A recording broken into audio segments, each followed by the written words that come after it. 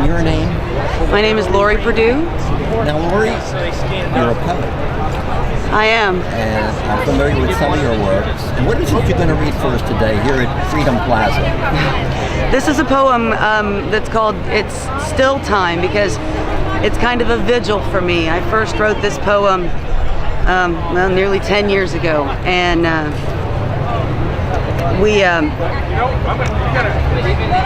I keep having to revisit it because it's a call to America, and I have to keep calling. It's time for some tough talk in our land today.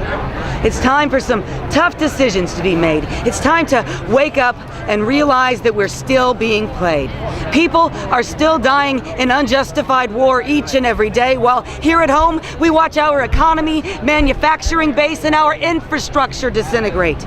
We show up at the polls, spend years getting behind them to push, but it's 3 years later, it's so much for hope and change. And when it comes to warmongering, it's hard to tell the difference between Obama and Bush. In Congress, the name of the conservative game is that obstructionism is the new patriotism, and the job creators don't really care how many jobs are lost. And we, dutiful Americans, agonize over the lightness of our wallets and still fail to count the cost. And the families of ask the families of fishermen in the Gulf who they trust, or the Iraq War vet delivering pizza by night and standing in line at the VA by day. Who really pays?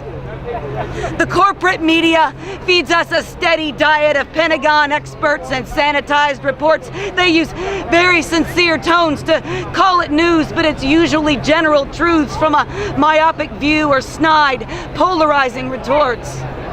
The mainstream networks still prioritize propaganda and minimize debate.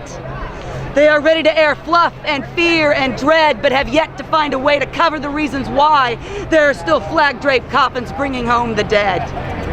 And they certainly never connect the dots to the cost of war keeping our economy in the red. They give us Charlie Sheen, Dancing with the Stars, and congressional wieners instead.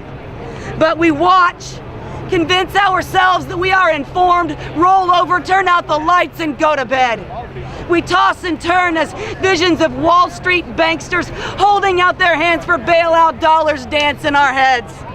We have nightmares of corporations as unaccountable people who break laws but don't go to jail, don't pay taxes but get huge refunds because they're too big to fail.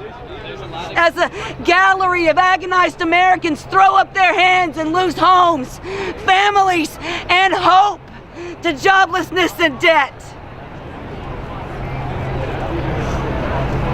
All in favor of war and the 1%. The collective consciousness sometimes does stir to our surprise. We crack an eyelid to realize that Bush's global war on terror has been democratically sanitized. Everyone was in full cooperation with the new administration, and the killing is now waged as overseas contingency operations. The fact that it was Obama's inherited situation is at best a worn-out mitigation. You know, weaponized drones in Pakistan, they kill far more civilians than Al-Qaeda or Taliban. And the only occupation that the media doesn't cover with DOD-covered glasses are the ones it ignores, like the ones on Wall Street or the ones in the heartland. And I'm still lost in the mystery as a student of history. Just exactly what is victory? Yes, we are bending over at the pump and taking it in the gas in our industrial nation. Ask America's truckers how often they assume the position. But our leaders, they're too busy throwing money at quagmires, so we can't afford to secure a national grid, repair the bridges, and fight the forest fires, let alone commit to a true green revolution.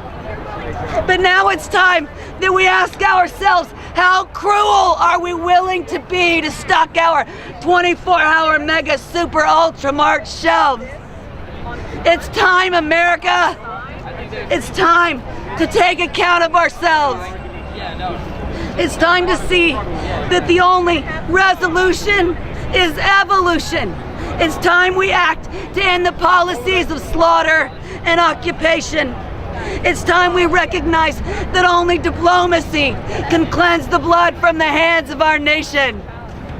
And it's time that we, the people, stopped accepting the same shit from the different administration. I'll leave you with your thoughts after a few more words, and then peace as an affirmation. It doesn't make you a traitor to ask why. It doesn't make you a radical not to want more bombs to fly. It doesn't make you subversive to think that Wall Street thieves should do some time. It doesn't make you crazy to want Karl Rove arrested for his lies. It doesn't make you un-American to believe that war is a crime. And it doesn't make you unpatriotic to open up your eyes. Peace.